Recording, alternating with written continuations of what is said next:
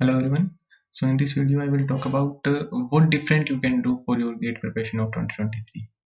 And this video is for EC and IN only, okay, not for electrical, because electrical is completely on different level. Only for EC IN. Electrical student may skip this one. Okay. So this is a disclaimer. कोई concept तो explain कर नहीं रहा तो आप इसको fast mode में देख सकते हो। और पहले ही बता देता हूँ कि मैं ऐसा बिल्कुल नहीं कर रहा इस वीडियो में कि मेरे को किसी एजुकेटर से ज़्यादा पता है या फिर उनसे ज़्यादा पता है गेट के बारे में। श्योरली नहीं पता, क्योंकि मैं उन्हीं से सीखता हूँ और मैंने तो अभी भी गेट फर्स्ट टाइम ही दिया है, 3rd ईयर का स्टूडेंट हूँ। बस अपने पॉइंट ऑफ व्यू एक्सप्लेन कर रहा हूँ इसके अंदर कि मेरे को क्या लगता है कि क्या इम्प्रूवमेंट आ सकता है। ठीक है, जिस तरह का हम पढ़ाते हैं या फिर जैसे जिस तरह हम पढ़ते हैं एक सब्जेक्ट को, तो उसमें क्या थोड़ा इम्प्रूवमेंट आ सकता है, बस वही एक्सप्लेन कर रहा हूँ इसके अंदर। ठीक है, तो स्टार्ट करते हैं एनालॉग से। तो देखो अभी सबसे ज़्यादा कुछ डिफरेंट किया है आईआईटीज ने पूछना, तो वो एनालॉग है। तो पहले सब फॉर्मूला बेस्ड रहता था, सारे फॉर्मूले अगर आपको याद है तो मैक्सिमम क्वेश्चन आप बना सकते थे। लेकिन अब तो आप ईसी का पेपर देखोगे तो मेरे को नहीं लगता कि शायद उन्होंने एक भी फॉर्मूला पे क्वेश्चन पूछा हो। मैं एनालॉग की बात नहीं कर रहा, किसी भी सब्जेक्ट की बात कर रहा हूँ। तो फॉर्मूला तो एकदम से कट कर दिया उन्होंने आजकल के गेट के ट्रेंड के हिसाब से देखें तो। और पेपर भी टफ आता है और वो आएगा ही, क्योंकि ये एक्सपेक्ट किया जाता है कि ईसी के स्टूडेंट एमटेक करने आएंगे। तो अगर आप वीएलएसआई या फिर आईसी टेक में भी इंटीग्रेटेड सर्किट्स में अगर एमटेक कर रहे हो तो वो आपसे एक्सपेक्ट करते हैं कि आपको सर्किट का एनालिसिस करना काफी अच्छे से आना चाहिए, ना कि केवल फॉर्मूला से आए। ठीक है, तो मेरा यही मानना है कि हमें ज्यादा कॉन्सेप्ट से फोकस करना चाहिए एनालॉग में रेदर देन फॉर्मूला। ये बात कहना बहुत आसान है, अगर फॉर्मूला का क्वेश्चन आ गया और अपने केवल कॉन्सेप्ट पे बैठे रह गए तो वो भी नहीं बनता। ये मेरे को पता है, मैंने भी गेट की प्रिपरेशन की है। तो फॉर्मूला तो याद रहना चाहिए, बट थोड़ा सा कॉन्सेप्ट बेटर हो तो ठीक रहेगा। ठीक है, और ये सेकंड पॉइंट मोस्ट इम्पोर्टेंट है। तो जितना मैंने देखा है तो कहीं ना कहीं यही देखा है मैंने कि जब डायोड सर्किट्स पढ़ाया जाता है या फिर ये डायोड सर्किट्स में ही आ गया वोल्टेज डबलर ट्रिपलर, ये सब पढ़ाया जाता है, तो कहीं ना कहीं ये इतना डीप कॉन्सेप्ट नहीं जाता कि कैपेसिटर चार्जिंग डिस्चार्जिंग का ज़्यादा डीप कॉन्सेप्ट ज़्यादा कहीं मिलता नहीं। और ऐसा भी नहीं मिलता कि कैपेसिटर किस तरह वोल्टेज को डिवाइड करता है। और जितना भी करते हैं अपने सारा लाप्लास ट्रांसफॉर्म लगा के करते हैं। जब भी देखो अपने को कुछ नहीं समझ में आता सर्किट में, अपने लाप्लास ट्रांसफॉर्म लगा देते हैं। तो थोड़ा सा इंट्यूटिव एनालिसिस दिया जाना चाहिए गेट स्टूडेंट को भी। ये मेरे को पता है कि सिलेबस वाइड होता है, एक एजुकेटर को भी अपनी लिमिट में रह के ही पढ़ाना पड़ता है, बट आजकल का ट्रेंड देखेंगे तो वो आपसे ऐसे डायरेक्टली क्वेश्चन नहीं पूछते कि बना दिया एक पीक डिटेक्टर बना दिया या फिर सिंपल एक डायोड सर्किट का क्वेश्चन पूछ लिया, क्लिपर क्लैंपर का क्वेश्चन पूछ लिया। तो वो आजकल ऐसा नहीं पूछते।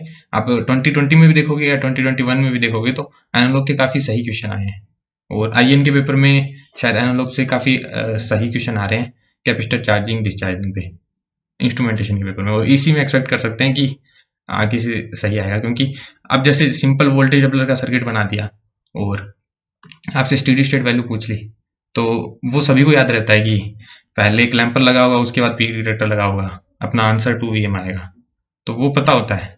लेकिन वो आपसे साइनोसॉइड इनपुट देके इस टाइम पे पूछ सकते हैं, वैल्यू टी पे पूछ सकते हैं, T/2 पे पूछ लेंगे या फिर T/4 पे पूछ लेंगे। जो अपने 2 VM पढ़ते हैं ये स्टेडी स्टेट पे होती है, लेकिन टी पे बताने के लिए, T/2 पे बताने के लिए, इसके लिए आपको कैपेसिटर चार्जिंग डिस्चार्जिंग का बहुत सही कॉन्सेप्ट आना चाहिए। तो कहीं ना कहीं मेरा ये मानना है कि एनालॉग स्टार्ट होना चाहिए ये आरसी सर्किट्स का कॉन्सेप्ट बता के ही, कि किस तरह कैपेसिटर चार्ज होता है, किस तरह डिस्चार्ज होता है। या तो ये नेटवर्क में पढ़ लो या फिर एनालॉग में पढ़ लो। तो अगर नेटवर्क में इतना डीपली नहीं बताया जाता, नेटवर्क में थ्योरम्स पे Norton, Thevenin, basic theorem, KCL के इन पे ज़्यादा ध्यान दिया जाए तो ये ध्यान एनालॉग में दिया जा सकता है। ठीक है, अब वो आपसे ओपैम भी पूछेंगे तो भी उसके अंदर वो आरसी सर्किट इंक्लूड करेंगे। वो बेसिकली आपसे ट्रांजिएंट का इक्वेशन पूछ रहे हैं, वो कोई आपसे ओपैम का क्वेश्चन नहीं पूछ रहे। जैसे आईएन में आया था तो उन्होंने पहले कैपेसिटर को स्टेडी स्टेट तक चार्ज करवा दिया, उसके बाद डिस्चार्ज करवाया, तो वो बेसिकली ट्रांजिएंट का क्वेश्चन था, ना कि ओपैम का। ठीक है, और अब जैसे देखते हैं अपने एस्टेबल मल्टी वाइब्रेटर का क्वेश्चन आता है, अपने ईसी में आया था, तो वो केवल इस पे बेस्ड नहीं था कि आपको 2RCln 1 + बीटा अपॉन 1 - बीटा ये याद रहे और आप बना दो। तो आपको कॉन्सेप्ट पता होना चाहिए कि आपका कैपेसिटर किस तरह चार्ज होगा किस तरह डिस्चार्ज होगा, ठीक है। तो किस डायरेक्शन में चार्जिंग होगी, किस डायरेक्शन में डिस्चार्जिंग होगी, और आरसी की वैल्यू पे वो किस तरह डिपेंड करेगा। तो ये सारा अगर क्लियर हो, अगर ज़्यादा कॉन्सेप्ट क्लियर हो अपने रादर देन फॉर्मूला, तो शायद हम बेटर कर पाएंगे एनालॉग के अंदर, ये मेरा मानना है। और दूसरा कि मोस्फेट एम्पलीफायर पे काफ़ी कम टाइम स्पेंड होता है, मैं देखता हूँ। तो बीजेटीज में अपने बहुत ज़्यादा टाइम स्पेंड करते हैं, ठीक है। बीजेटी का डीसी एनालिसिस इंपॉर्टेंट है, काफ़ी इंपॉर्टेंट है, बट मेरे हिसाब से एसी एनालिसिस इतना इंपॉर्टेंट नहीं है। उसका स्मॉल सिग्नल मॉडल जैसे एच पैरामीटर्स वगैरह पढ़ाना, वो शायद इतना इंपॉर्टेंट नहीं है। तो वो टाइम मोस्फेट एम्पलीफायर पे ज़्यादा स्पेंड किया जाना चाहिए। और मोस्फेट एम्पलीफायर में फोकस ज़्यादा रहता है, तो वो जैसे C D, C G, common drain, common gate, common source, ये पढ़ा देते हैं और इनपुट आउटपुट इम्पेडेंस का बता देते हैं। लेकिन किसी भी टर्मिनल से अगर इम्पेडेंस देखना बताया जाए और वो आर पाई मॉडल को ना फोकस करके अगर आर ई मॉडल पे फोकस करे, देखो R pi model common source में ज़्यादा आसानी से लगता है और आर ई मॉडल इन दोनों में आसानी से लगता है ज़्यादा। तो अगर इस पे ज़्यादा फोकस किया जाए तो आसान रहेगा, मतलब मोस्फेट आसान हो जाता है आर ई मॉडल से, जहाँ तक मेरा मानना है। तो आई एन वाले जो क्वेश्चन आए थे वो काफ़ी सही क्वेश्चन था। अगर उसको आर पाई मॉडल से करोगे, उसका मैंने वीडियो भी बनाया है 3 मिनट का कुछ, आर पाई मॉडल से करोगे तो वो मेरे ख्याल से बहुत टाइम लगेगा उसमें, लेकिन अगर आर ई से करोगे तो वो काफ़ी जल्दी हो जाएगा। तो यही मानना है कि मेरा कि मोस्फेट एम्पलीफायर पे ज़्यादा टाइम दिया जाना चाहिए, ठीक है। और मोस्ट से क्वेश्चन आना कंफर्म ही है, मतलब मोस्ट से क्वेश्चन आता ही आता है, पिछले 3-4 सालों से आ ही रहा है, ठीक है। और पीवाईक्यूज इंपॉर्टेंट होते हैं, मेरा पूरा मानना है कि पीवाईक्यूज इंपॉर्टेंट होते हैं, लेकिन केवल एनालॉग में थोड़ा सा प्रीवियस ईयर से के ऊपर कंप्लीटली डिपेंड नहीं रह सकते, क्योंकि अभी थोड़ा सा ट्रेंड चेंज हुआ है, सही क्वेश्चन आने लगे हैं एनालॉग से, ठीक है। तो वो करने हैं, लेकिन कंप्लीटली उन पर डिपेंड नहीं रह सकते कि उन्हीं से अपना काम बन जाएगा। तो ये मानना है मेरा। और एक और टॉपिक मैं एक्सप्लेन करना रह गया यहाँ पे, वो डायोड के बारे में। देखो डायोड का डीसी एनालिसिस अपने बहुत करते हैं कि किसी भी उसको सर्किट में लगाते हैं, आउटपुट वोल्टेज बतानी होती है, तो वो डीसी एनालिसिस बहुत करते हैं, डायोड को ऑन करना, ऑफ करना, 2 डायोड 3 डायोड लगा के करते हैं। वो काफी डीपली पढ़ाया जाता है, वो जो कि सही है। लेकिन इसका स्मॉल सिग्नल मॉडल, डायोड का स्मॉल सिग्नल मॉडल बहुत कम जगह डिस्कस होता है। तो अगर स्मॉल सिग्नल वोल्टेज गेन, जो कि इसी में इस बार पूछा था, तो अगर उस पर अच्छा क्वेश्चन आता है, तो जो कि एक्सपेक्टेड है, तो जैसे जब डायोड ऑन होता है, स्मॉल सिग्नल वोल्टेज इसके अक्रॉस अप्लाई, डायोड ऑन हुआ है, तो इसको आरडी से रिप्लेस करेंगे, जिसकी वैल्यू नीटा वीटी अपॉन आईडीसी होती है। तो ये कॉन्सेप्ट कहीं ना कहीं कम डिस्कस होता है, तो इसके ऊपर भी क्वेश्चन कराए जाने चाहिए। तो एनालॉग का ट्रेंड ईसी और आईएन में थोड़ा सा चेंज हुआ है, तो मेरे यही पॉइंट ऑफ व्यू है कि इस तरह थोड़ा सा चेंज होना चाहिए। और इसकी रेमेडी क्या है, तो रेमेडी के लिए एक तो चैनल, जैसे मैं पहले टीआई वाली वीडियो में बताया हूँ कि टीआई के लिए प्रैप करते हैं, तो एक आप ये कैंपियन टी चैनल देख सकते हैं, लेकिन ये तभी जब आप किसी सेकेंड ईयर के स्टूडेंट हैं और आपके पास काफ़ी टाइम है, आप प्लेसमेंट्स में भी बैठने वाले हो, तो आपके पास तो भी ये मदद करेगा। तो यहाँ पे फोकस करते हैं, एक एनपीटेल के लेक्चर देख सकते हैं, प्रोफेसर नागेंद्र पुरा सर के, ठीक है, आईआईटी मद्रास के हैं, तो वो देख सकते हैं। और अगर आप ड्रॉपर हैं या फिर लास्ट ईयर, आपको लगता है कि ये मेरा गेट का लास्ट ईयर अटेम्प्ट है, तो आपको यहाँ पे ध्यान नहीं देना चाहिए ज़्यादा। अपने एजुकेटर्स पे हमेशा ब्लाइंडली बिलीव करना चाहिए, जो वो पढ़ा रहे हैं वो इनफ है। और जो मतलब फॉलो करते हैं, जो बड़े बड़े एजुकेटर है, वो श्योरली वर्क करने ही वाले हैं पे। तो अगर कोई सेकेंड ईयर का स्टूडेंट है, तो वो ये दोनों चैनल विजिट कर सकता है। और एनालॉग पे मैंने भी कुछ ठीक वीडियो बना रखी है, ऐसा मेरे को लगता है, ठीक है, तो वो भी देख सकता है। मेरे चैनल भी फॉलो कर सकते हो एनालॉग के लिए, ठीक है। कंट्रोल सिस्टम्स, देखो कंट्रोल सिस्टम्स अपने काफ़ी सही पढ़ाया जाता है, मतलब काफ़ी सही लेवल पे। गेट फील्ड में जो भी टीचर्स पढ़ाते हैं, नाम मैं नहीं ले सकता क्योंकि ऐसे 22 साल लगेगा, लेकिन जो भी टीचर पढ़ाते हैं काफ़ी सही लेवल पे पढ़ाते हैं। एनालॉग भी काफ़ी सही लेवल पे पढ़ाते हैं, बहुत अच्छा पढ़ाते हैं, मैं ऐसा नहीं कह रहा कि एनालॉग नहीं पढ़ाते। तो कंट्रोल सिस्टम में जैसे टीचर बताते हैं तो एकदम बढ़िया, नाइक्विस्ट प्लॉट का एकदम इन डेप्थ कॉन्सेप्ट यूट्यूब पे भी वीडियोज है काफ़ी। केवल मतलब जैसे n = p - z बोल के काम नहीं बनने वाला अभी, या फिर -1,0 या फिर 0,0 के अराउंड आंसर को ले दिया, उससे भी काम नहीं बनने वाला। आजकल गेन की वैल्यू 2 देके इसी में क्वेश्चन पूछा था, ठीक है। तो इस तरह कुछ चेंज करते हैं, तो नाइक्विस्ट प्लॉट के बारे में इन डेप्थ जानना नेसेसरी है मेरे हिसाब से, ठीक है। और नाइक्विस्ट का क्वेश्चन कंफर्म है, मतलब वो आएगा ही आएगा, ठीक। और कहीं ना कहीं ये एक्सपेक्टेड है कि स्टेट स्पेस से भी अच्छे क्वेश्चन आ सकते हैं, ठीक है।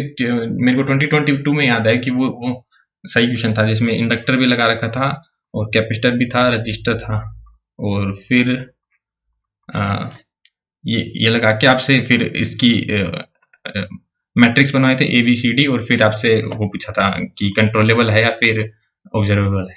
तो वो सही क्वेश्चन था जी। तो आपको स्टेट स्पेस का इन डेप्थ नॉलेज हो कि स्टेट वेरिएबल क्यों डिफाइन होते हैं, या फिर जितने स्टोरिंग एलिमेंट होते हैं उतने स्टेट वेरिएबल क्यों होते हैं, और ये स्टेट ट्रांजिशन मैट्रिक्स या फिर कंट्रोलेबिलिटी, ऑब्जर्वेबिलिटी ये प्रूव करना, ये सभी को आता है, आइगन वैल्यूज निकालना। तो थोड़ा सा मतलब इसको नेटवर्क से थोड़ा सा लिंक करके अगर पढ़ाया जाए स्टेट स्पेस को तो बेटर हो सकता है। थोड़ा सा नेटवर्क का कॉन्सेप्ट इसमें डाला जाए तो इसमें वैसे जैसे किसी स्टूडेंट को ऐसा पता होना चाहिए कि वास्तव में नेचुरल रिस्पॉन्स होता क्या है या फिर फोर्स रिस्पॉन्स होता क्या है, मतलब एक इलेक्ट्रिकल सर्किट में इसका क्या मतलब है। अगर ये सब पता हो तो ये काफ़ी बेटर रहेगा स्टेट स्पेस में। तो स्टेट स्पेस मेंशन करने का मेरा मतलब यही था कि इसमें थोड़ा सा इन डेप्थ पढ़ाया जाना चाहिए। और वैसे कंट्रोल काफ़ी अच्छा पढ़ाया जाता है, सभी एजुकेटर्स काफ़ी अच्छा पढ़ाते हैं। मैं किसी स्पेसिफिक एजुकेटर का नाम नहीं लूँगा यहाँ पे, ठीक है। कम्युनिकेशन सिस्टम, तो इस बार जो कम्युनिकेशन में क्वेश्चन आए थे तो वो तो पता चल ही गया होगा कि क्या आ गया सभी का, ठीक है। तो इंफॉर्मेशन थ्योरी से उन्होंने क्वेश्चन डाले थे, तो और वो भी कोई स्ट्रेट फॉरवर्ड क्वेश्चन नहीं था, उसमें भी मेहनत करनी पड़े तभी जाके उसका आंसर आए। तो काफी सही क्वेश्चन आया था वो एरर डिटेक्शन पे। हालांकि PYQ आ गया था, लेकिन मेरे को तो एग्जाम में वो क्लिक नहीं किया उस समय, ठीक है। वो था प्रीवियस ईयर में भी उन्होंने उसको 2-3 बार पूछा है, फिर भी एग्जाम में क्लिक नहीं हुआ। तो वो कहीं ना कहीं ये एक्सपेक्ट करते हैं कि आप ये जो इग्नोर्ड टॉपिक होते हैं इन्फॉर्मेशन थ्योरी, ये बहुत जल्दी जल्दी पढ़ाए जाते हैं, कम पढ़ाए जाते हैं, एरर डिटेक्शन, तो वो कहीं ना कहीं ये आपसे एक्सपेक्ट करते हैं कि आप इनमें बेटर करोगे थोड़ा सा, ठीक है, क्योंकि इन सब में एमटेक भी होता है। तो वो ये एक्सपेक्ट करते हैं कि आप इनको डीपली पढ़ के आए थोड़ा सा, ठीक है। और फॉर्मूला मगअप करने का तो कोई मतलब ही नहीं है कॉम में, जहां तक मेरे को लगता है। अगर आप एनालॉग कम्युनिकेशन में कर रहे हो कुछ, ठीक है, तो वो फॉर्मूला याद करना ठीक है, लेकिन डिजिटल कम्युनिकेशन में तो मेरे को नहीं लगता कि कहीं पे फॉर्मूला याद किया जाना चाहिए। और जैसे डिजिटल रिसीवर का एग्जांपल ले लो, पहले आया करते थे कि आप μ1 + μ2/2 वाला फॉर्मूला लगा दोगे तो काम बन जाएगा, या फिर प्रोबेबिलिटी ऑफ एरर का ये लगा दोगे μ1 - μ2/2 सिग्मा x। तो आजकल इससे नहीं आएगा। इस बार देखो कितना सही क्वेश्चन पूछा था, ग्राफ बनवाया था, ग्राफ बनाने में कितना टाइम लग गया था, इस तरह तो नहीं था, मैं भूल गया। तो हाँ, ग्राफ बनवाया था, फिर उसमें से एरर निकलवाया था। तो अब तो आपको AWGN चैनल देके कभी भी एरर नहीं पूछेंगे, वो आपसे एक्सपेक्ट करेंगे कि आपको पता होना चाहिए कि आप किस तरह एरर निकालते हो, किस तरह पहले लैम्डा ऑप्टिमम की वैल्यू निकालते हो, उसके बाद किस तरह प्रोबेबिलिटी ऑफ एरर निकालते हो। तो फॉर्मूला मगअप करने का कोई मतलब नहीं है उसमें, आपको कॉन्सेप्ट सीखना ज्यादा नेसेसरी है। और कम्युनिकेशन में भी मेरे को लगता है कहीं ना कहीं आप PYQ पे डिपेंड नहीं रह सकते, कम्युनिकेशन में भी खुद पे वर्क करना ज्यादा नेसेसरी है PYQ से, ठीक है। क्योंकि PYQ ज्यादातर ये होगा कि आपकी क्लास नोट्स में डिस्कस हो जाएंगे जो कि इंपॉर्टेंट थे, और ऐसा लगने लगता है अपन को PYQ फिर देखने के बाद कि अपन को आ रहा है, बट एग्जाम देने के बाद मेरे को भी कहीं ना कहीं रियलाइज हुआ कि कॉम मेरा भी वीक है। हालांकि टेस्ट सीरीज वगैरह में सब सही जाता था, लेकिन एग्जाम्स में कुछ अलग ही हो गया कॉम में, ठीक है। तो ये वाले पॉइंट पे ज्यादा ध्यान दिया जाना चाहिए कम्युनिकेशन में, ऐसा मेरे को लगता है, ठीक है। और कॉम के भी जो टीचर हैं वो मेरे फेवरेट एजुकेटर ही हैं, नाम मैं फिर नहीं ले सकता उनका, लेकिन वो भी बहुत अच्छा पढ़ाते हैं, बहुत ही ज्यादा अच्छा पढ़ाते हैं, ठीक है। EMFT, तो EMFT में इस साल तो देखो कुछ आया ही नहीं, ऐसा लगता है मेरे को, ठीक है। तो लेकिन जहां तक मेरे को लगता है तो मैंने इस बार ये सोचा था कि DC analysis of transmission line पे क्वेश्चन आएगा, क्योंकि ये भी अपने गेट फील्ड में कम डिस्कस होता है। तो देखो जैसे DC एनालिसिस में अपने हमेशा ही वो फॉर्मूला पढ़ लेते हैं बस, 1 + γL। तो ये अपन को पता होता है कि ये स्टेडी स्टेट वोल्टेज है, बस ये अपन को पता होता है। जब भी DC एनालिसिस का क्वेश्चन आएगा स्टेडी स्टेट वोल्टेज ये अपन को पता होती है। लेकिन अगर वो पल्स इनपुट डालते कभी और लोड पे न पूछ के ट्रांसमिशन लाइन की मिड पॉइंट पे पूछ लिया, कि वोल्टेज का ग्राफ बनाओ या फिर पर्टिकुलर इंस्टेंट पे वोल्टेज बताओ कितनी होगी, तो क्या कर सकते हैं। ठीक है, तो इसके ऊपर भी ज़्यादा टाइम स्पेंड किया जाना चाहिए। जैसे इसका तो चलो मैं एक्सक्यूशन है मेरे पास जो मैंने सीखा था, मैं वो इस चैनल पे पक्का डिस्कस कर दूंगा। ठीक है, तो DC analysis of transmission line पे ज़्यादा वक्त बिताया जाए, या फिर इसका एटलीस्ट इसका डेरिवेशन तो अपन को आना ही चाहिए। लोड पे जितनी भी बातचीत की जा सकती है, लोड पे करंट या फिर लोड वोल्टेज, वो भी किसी भी पर्टिकुलर इंस्टेंट पे, ना कि केवल स्टेडी स्टेट, तो उसके बारे में अपन को पता होना चाहिए। ठीक है, और अभी देखो देखो इस पे कभी भी क्वेश्चन आया नहीं है अभी तक। ठीक है, पल्स इनपुट का कभी भी क्वेश्चन नहीं आया है, तो ये एक्सपेक्ट कर सकते हैं अपने कभी भी आ सकता है। ठीक है, एस पैरामीटर्स हुए या फिर स्मिथ चार्ट हुए, इन पे भी कुछ ज्यादा हाई लेवल का क्वेश्चन नहीं पूछा गया है, तो ये एक्सपेक्ट किया जा सकता है कि इन पे नियर फ्यूचर में पूछा जाएगा। तो एस पैरामीटर्स का भी अगर सही से नॉलेज हो ट्रांसमिशन लाइन में, ये V1 प्लस होता है, ये V1 माइनस होता है, ये V2 प्लस होता है, ये V2 माइनस होता है, फिर किस तरह मैट्रिक्स लिखी जाती है, लॉसलेस की क्या प्रॉपर्टी होती है और रेसिप्रोकल की क्या प्रॉपर्टी होती है, वो सब पता हो। तो एक क्वेश्चन आया हुआ है एस पैरामीटर का, वो मेरे को याद नहीं 2019 में था या 2020 में था, तो वो काफी सही था।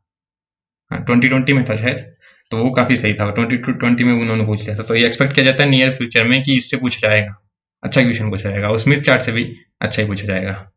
जैसे स्मिथ चार्ट में अपने केवल ये पढ़ लेते हैं कि शॉर्ट सर्किट क्या कहाँ होता है, ओपन सर्किट कहाँ होता है, इंडक्टिव कहाँ होता है, कैपेसिटिव कहाँ पे होता है। बट अगर स्मिथ चार्ट पे कोई पॉइंट दे दिया और उससे आपको VSWR की वैल्यू कैसे फाइंड करनी है, या फिर गामा का एंगल कैसे फाइंड करना है, तो वो सब चीजें अगर इसमें बताई जाए स्मिथ चार्ट पे, तो ये एक्सपेक्ट किया जाता है कि फ्यूचर में उससे क्वेश्चन पूछा जाएगा, तो इसके ऊपर भी वर्क किया जा सकता है। और एंटीना थ्योरी तो ऐसे ही टफ होता है, बस कहीं ना कहीं मेरे को ये लगता है कि डायरेक्टिविटी पे क्वेश्चन पूछा जा सकता है। जैसे अपने आइसोट्रोपिक हो गया, या फिर lambda by 2 length, lambda by 4 length, lambda by 10 length, इन सबके डायरेक्टिविटी याद कर लेते हैं 1.65, 1.5, 1.43, लेकिन ये निकालते कैसे हैं, ये इस पे भी ध्यान दिया जाना चाहिए, इसके डेरिवेशन पे ध्यान दिया जाना चाहिए, क्योंकि वो कोई डिफरेंट एक्सप्रेशन लिख के आपसे पूछेंगे उसकी डायरेक्टिविटी। तो EMFT में इतना बता सकता हूँ मैं। EMFT में एक ट्रांसमिशन लाइन पे पावर ट्रांसमिशन का कॉन्सेप्ट भी थोड़ा सा कम डिस्कस होता है कहीं ना कहीं। जैसे यहाँ पे कोई इनपुट पावर आपने अप्लाई की है, तो लोड तक पहुंचते पहुंचते वो कितनी रिफ्लेक्ट करेगी, कितनी भेजेगी इस तरफ, तो और अगर ये लॉसलेस है तो क्या फर्क पड़ेगा, अगर लॉसी है तो क्या फर्क पड़ेगा, तो इस कॉन्सेप्ट पे भी थोड़ी बात की जानी चाहिए। ये मैक्सिमा मिनिमा कहाँ आता है, इन सब पे बहुत बातें की जाती है, इंस्टीट्यूशन भी आते हैं, रेगुलर आते हैं, वो काफी आ चुके हैं, बट कहीं ना कहीं भी पावर ट्रांसमिशन हो गया या फिर डीसी एनालिसिस हो गया, इन पे क्वेश्चन आने की पॉसिबिलिटी ज्यादा है, ऐसा लगता है। क्योंकि इस बार मेरा EMFT रेडी था और कॉम रेडी नहीं था, वो आ गया कॉम से, EMFT से कुछ आया ही नहीं, तो ये पूरा ही बर्बाद हो गया। ठीक है, तो EMFT में ये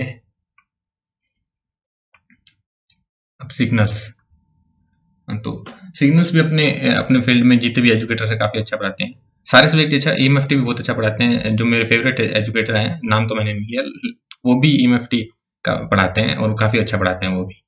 ठीक है, बस ये थोड़े से, ये कहीं ना कहीं यूट्यूब पे, मैं यूट्यूब से ज्यादा देखा हूँ, तो वहां पे ये टॉपिक कहीं ना कहीं मिसिंग थे, एस पैरामीटर, स्मिथ चार्ट, तो इसलिए मैंने मेंशन किया। सिग्नल्स पे बात करें तो देखो DFT का हर साल क्वेश्चन आ रहा है, हमेशा आ रहा है। ठीक है, तो और कहीं ना कहीं DFT स्ट्रेन सा टॉपिक लगता है, अपने उसको छोड़ देते हैं, तो इतना कुछ है नहीं उसमें, लेकिन ये बात है कि उसके कॉन्सेप्ट शायद ज्यादातर अभी तक इंट्रोड्यूस नहीं हुए, तो अपन को पता भी नहीं किस तरह आएंगे। तो जैसे लीनियर कन्वोल्यूशन, सर्कुलर कन्वोल्यूशन का एग्जांपल ले लो, तो उसमें वो उनका रिलेशन का इक्वेशन आया था ना लास्ट ईयर 2021 में, कि के की किस वैल्यू पे इक्वल होंगे दोनों वैल्यू, ऐसा कुछ क्वेश्चन आया था। तो ये लीनियर कन्वोल्यूशन, सर्कुलर कन्वोल्यूशन पे शायद ये चीज किसी के नोट्स में भी नहीं होगी, किसी एजुकेटर के नोट्स में, जहां तक मेरे को लगता है होगी, तो नो ऑफेंस, बट मैंने ज्यादा सुना नहीं था इसके बारे में। तो जैसे इस तरह क्वेश्चन हो गए, या फिर ऐसी प्रॉपर्टी क्वेश्चन हो गया, अगर xn का x of k है, तो x of k by 3 का क्या होगा, मतलब इनवर्स DFT क्या होगा, तो 1/3 वो 3 बार रिपीट कर देंगे। तो ये सब प्रॉपर्टी थोड़ी कम डिस्कस होती है, जैसे x n/3 है तो क्या होगा आगे जाके, तो इस पे थोड़ा सा वर्क किया जा सकता है डीएफटी पे भी। ठीक है, ठीक है। तो सिग्नल्स में इतना, और सिग्नल्स काफी अच्छा पढ़ाया जाता है, और सारे टॉपिक्स काफी इन डेप्थ पढ़ाए जाते हैं सिग्नल्स अपनी गेट फील्ड में। अगर बात करें तो जैसे Fourier series, Fourier transform, Laplace transform, Z transform, ये सभी काफी इन डेप्थ पढ़ाए जाते हैं। हालांकि आरओसी वाला कॉन्सेप्ट काफी टिपिकल होता है, जिसको इग्नोर, लेकिन जो टीचर्स पढ़ाते हैं वो सही पढ़ाते हैं। मतलब एक स्टूडेंट को इसे इग्नोर नहीं करना चाहिए उस टॉपिक को, जो कि काफी टिपिकल होता है। लगता है ऐसा है कि ठीक है बना देंगे, बट उसमें काफी ज्यादा कॉन्सेप्ट होते हैं आरओसी वाले में। ठीक है। EDC, one of the toughest subject of one of the not one of the toughest subject of electronics। ठीक है, और इस बात तो मेरे को कुछ EDC और कम्युनिकेशन दोनों कुछ ज्यादा समझ नहीं आया कि एग्जाम में क्या हुआ। हालांकि टेस्ट सीरीज वगैरह में मैं सही परफॉर्म करता था इनमें, बट एग्जाम में कुछ ज्यादा नहीं समझ में आया मेरे को कि EDC वगैरह में ये सब क्या पूछ लिया। तो पिछले 2 साल में यही ट्रेंड दिख रहा है कि बेसिक सेमीकंडक्टर फिजिक्स और मोस्ट से कुछ ज्यादा ही पूछ रहे हैं। पीएन जंक्शन और बीजीटीज को थोड़ा इग्नोर कर रहे हैं। हालांकि वहां से भी क्वेश्चन बन सकता है, अच्छा बन सकता है, बट यहाँ से ज्यादा पूछ रहे हैं।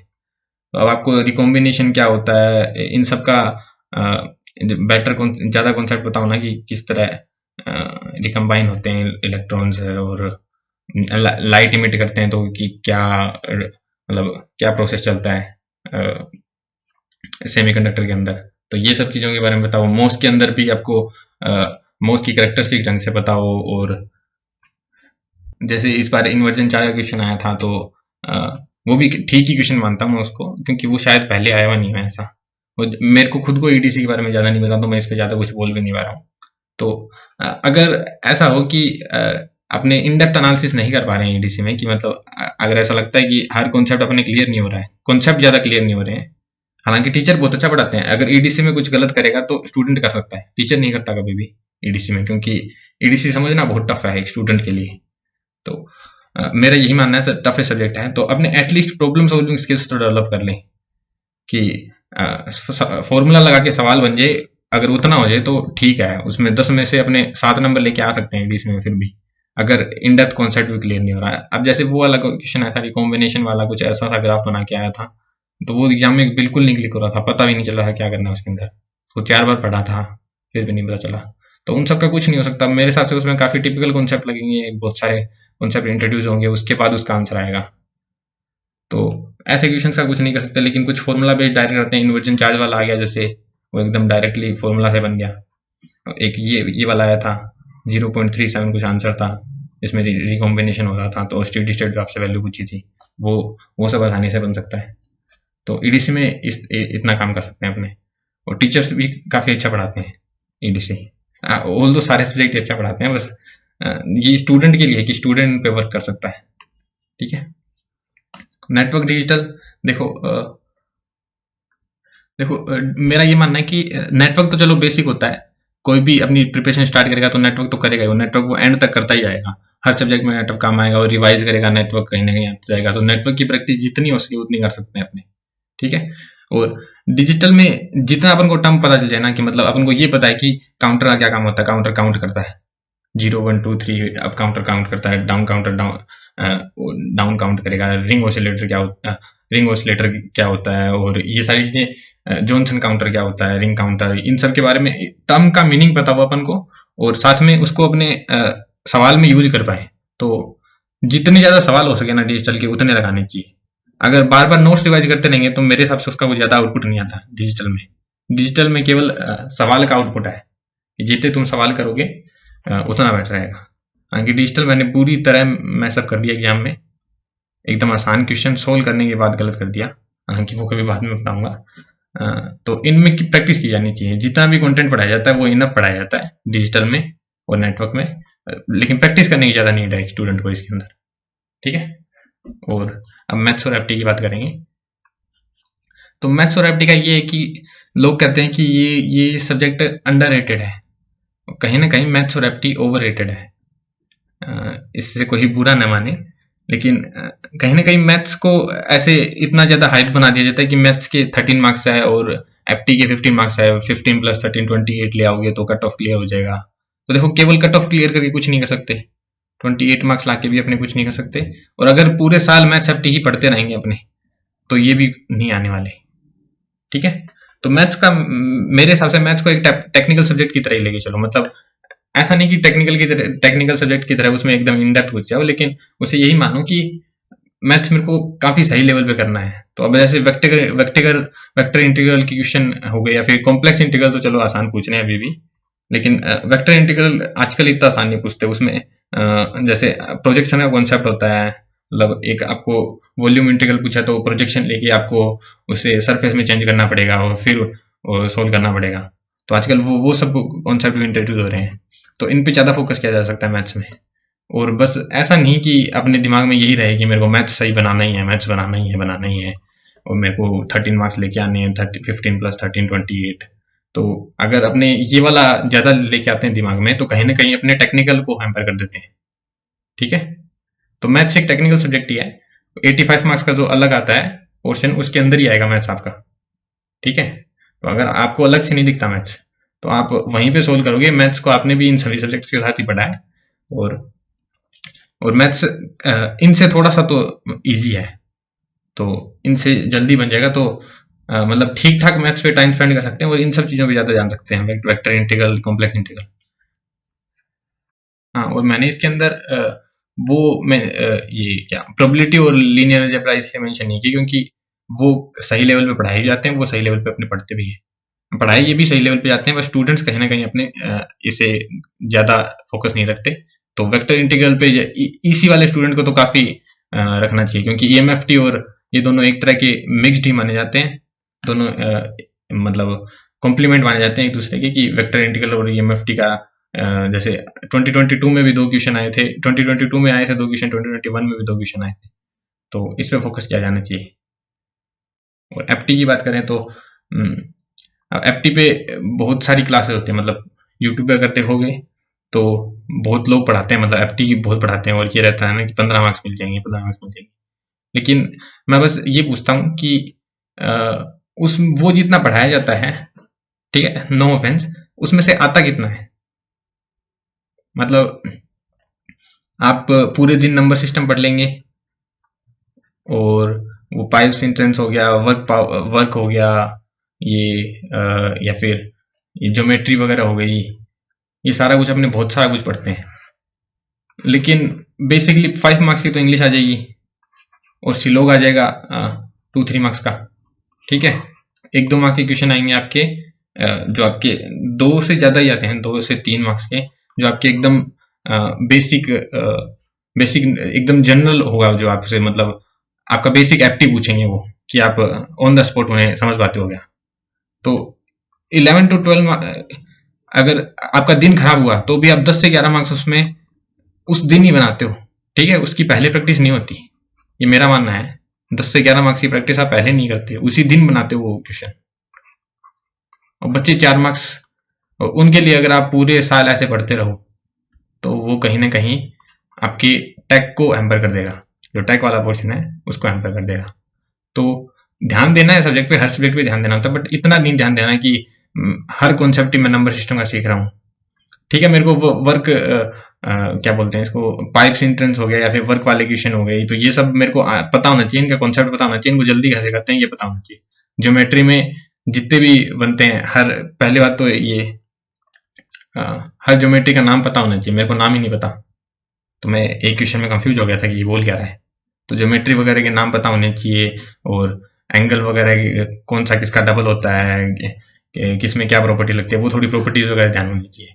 तो इनको आप अपने फ्री टाइम में या फिर घूमते हुए या इस तरह पढ़ सकते हो, लेकिन इतना स्ट्रेस नहीं करना होता कि एप्टी पे की अपने एप्टी करते रह जाए, तो उसके कारण आपका टैग बिगड़ सकता है। तो मेरा यही मानना है। तो आई होप मैंने किसी को बुरा नहीं लगा होगा इन सब बातों से। तो मैं यूट्यूब पे पहली बार ही ऐसा वीडियो बना रहा हूँ जिसमें मैं किसी टेक्निकल कोई बात नहीं कर रहा, केवल बता रहा हूँ कि ये सब ऐसा एक्सपेक्ट कर सकते हैं अपने। तो अभी मेरा कोई रैंक भी नहीं आया, अभी कोई एग्जाम भी, अभी कोई रिजल्ट भी नहीं आया है मेरा, तो कहीं ना कहीं मेरे को लगा कि ये वीडियो बनाना चाहिए मेरे को, तो मैं इसलिए बना रहा हूँ। और सभी टीचर अच्छा पढ़ाते हैं मेरे लिए, और मैं सीखता भी उन्हीं से ही हूँ, उन्हें देख देख के सीखता हूँ, पढ़ाना भी उन्हीं से सीख रहा हूँ, और कॉन्सेप्ट भी उन्हीं से सीख रहा हूँ। बस ये कहीं ना कहीं यहाँ इन एरियाज में थोड़ा सा अगर स्टूडेंट ध्यान दे तो बेटर परफॉर्म कर सकता है। तो ये मेरा मानना है।